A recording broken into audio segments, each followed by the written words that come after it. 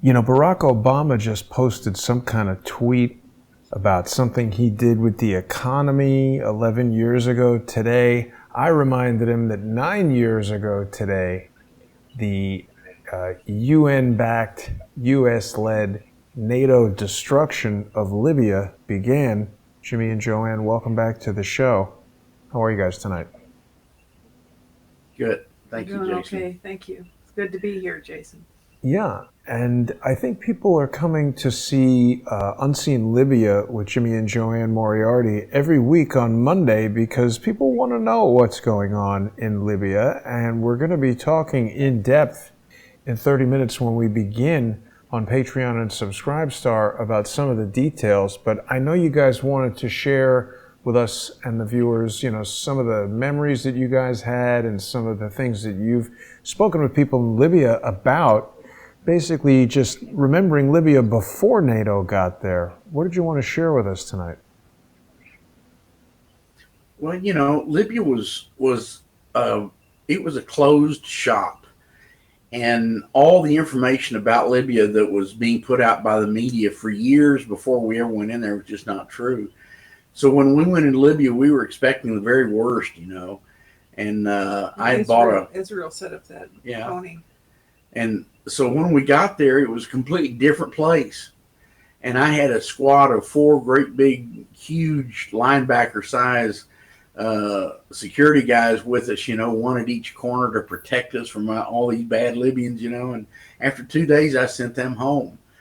And JoAnne and I found we could walk on the streets in Tripoli safer than we could anywhere in Houston. And the people in Libya are very, very friendly. They loved Americans, you know. They didn't like our government much, but they really liked Americans. And we found the Libyan people to be real innocent, real honest, good-hearted people, completely different from what we had heard. And we were very, very fortunate to kick off our business in a huge way on our first trip in there. That never happens ever. Nearly $1 billion contract first trip in, you know. And after that, we went back to Libya because everything happened so fast. We'd not set up our structure inside the country to do business, and so we had to go back and really find out how to do business in the country, and you know what you could and couldn't do, and learn who the people were. Find an agent in Libya because we don't do the work inside any country. We do all our stuff in our factory. Long and short, people were great. That picture you've got right there is the hotel that we actually stayed in a lot. It was a 6-star hotel, great hotel. And on the 21st floor of that hotel, exactly where those windows are, is where I was shot at by Al Qaeda and Muslim Brotherhood when they were chopping up a body on the beach right in front of us. And wow. That's where we saw all the UN forces roll into Libya right in front of us. That's where we have pictures of it. But before that, when we were in Libya many times before 2011, the Libyans always wanted us to get, or especially Jimmy, to get some Libyan clothes. They're traditional clothes. You see them in it a lot. You see them, the long dasha type things that the men wear with the vest. And so Jimmy got some. He got some of those very nice clothes, and very comfortable. The cotton's almost like silk. Yeah. And he was wearing it one day. They had a guard at the door at the Corinthia before you went in. You had to bring all your. There was a line there. There was a bunch of people wanting to get in. A bunch of diplomatic people in line. And Jimmy got in line, and the guard pushed them all aside, and he put his arm out like that, and he said, "You come first, sir," because he was dressed like that. They thought it was so great that he was dressed like a Libyan. Yeah. We've seen that, right? Jimmy and his full regalia. Yeah. White outfit. Yeah. White hat. They had a great market. They had a beautiful fruit and vegetable stands all over Tripoli. They had their medicine was top notch. Jimmy had their hospitals. They had an open unit made by Philips that was had a big disc. Instead of going through the tube for a magnetic resonance imaging, it was an open format, great big 12-foot disc. You just laid down on it, and they rotated the disc, and they did everything from this huge device above. They had more modern equipment than any hospital I've ever seen in the world. And they did not accept any medicines at all from any third world country. In fact, they liked the German medicines more than anything. They didn't like the U.S. medicines much. They were not of high enough quality. Wow. If you needed an antibiotic, for example, Jason, if you needed a Z-Pack here was like $195 at the time we were there. And if you went into Libya to buy a Z-Pack, it might have been $15. Hmm. Yeah. And probably a better manufacturer. They had little drugstores all over. We both got sick there a couple times. You got real sick there once. And our friend took us, he said, let's just go to a drugstore and get him an antibiotic. And I had my choice of whatever I wanted. You didn't need a prescription. Yeah. Wow. Pharmacies were clean. In fact, the country was amazing. It was well developed, you know. And they had beautiful restaurants. They had we went to one that had an outdoor patio. Soraya. Yeah. Al Soraya restaurant. We knew the owner of that one. Many times we ate there. Beautiful restaurants. So one of the most surprising things I think for people to hear is how well loved Gaddafi was. You know, we've always heard over here, even you know, when they were doing this overthrow, it was basically sold to the people of the United States and other NATO countries that Gaddafi was a dictator, which sort of puts people into this mindset where, you know, he's a dictator, so killing him and destroying the country is okay. It's sort of part of a standard process that they, you know, demonize the enemy. I mean, this stuff is pretty well known, right? They demonize the enemy, and then regular people feel okay about atrocities done basically in our names to overthrow the guy.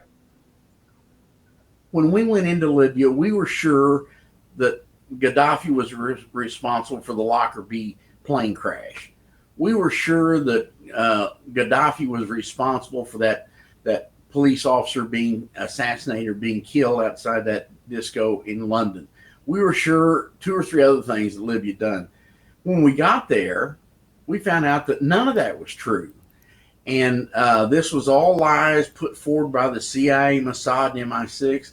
And just recently, after all the background we think we know about Libya, we found out that in 2009 or so, the USA, the CIA, that. It was like in the 1980s they did it. That they had the spy. Yeah. The CIA, Mossad, and MI6 had set up a transponder system west of Tripoli, a clandestine location where they were transmitting signals that were terrorist oriented, or it was called for terrorism. It was money available for terrorists. All this terrorist stuff. We're proud of it. This kind of stuff. And it turns out that was a clandestine CIA, Mossad, MI6 transmitting facility outside of Tripoli that nobody knew about.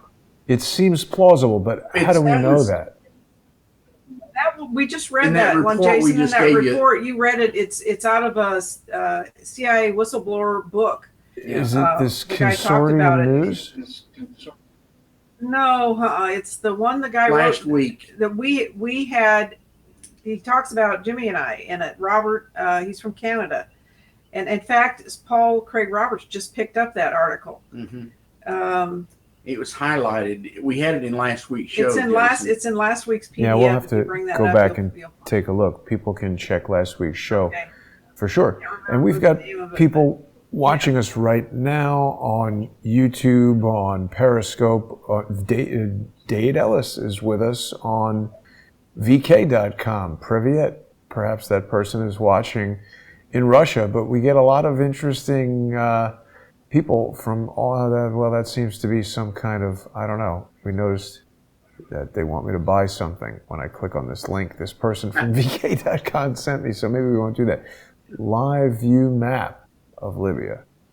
Not sure what that is, but let me not get distracted by the comments. The point is, we've got a lot of platforms that people are watching us on, and in just 20 minutes from now, we're going to begin our sponsor-exclusive show on Patreon and Subscribestar. I hope that people will join us. It's a great way to support Jimmy and JoAnne. They've been bringing us information from the front lines of Libya.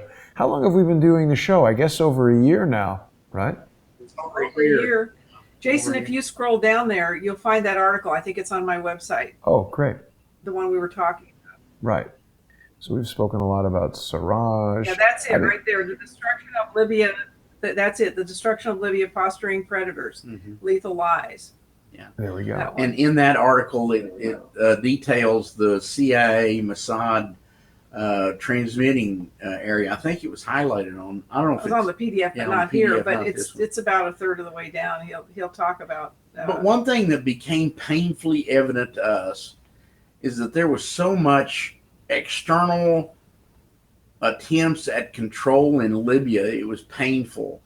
And when this false flag operation that they were declaring was a civil war, which was not, it was an invasion by big countries of a sovereign nation to kill the African Bank, which was a gold-backed dinar, and to set AFRICOM in place, and to kill the class action suit from the African countries against all the treaties that had been violated by Italy, France, Germany, all the countries that had invaded Africa, signed treaties, and then never fulfilled any of the treaty agreements. And so there was a class action suit. I think it was about $7 trillion.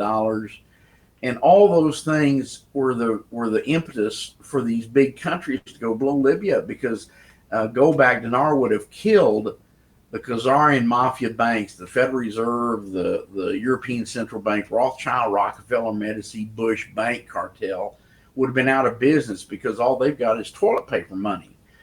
And that was really the reason Libya was destroyed. But a big point, Jason, in Libya, and we're talking about Gaddafi now, is that in 1969, when they had their bloodless coup and the old despot king just ran off, Libya was the poorest country, I think, and the least developed country in Africa.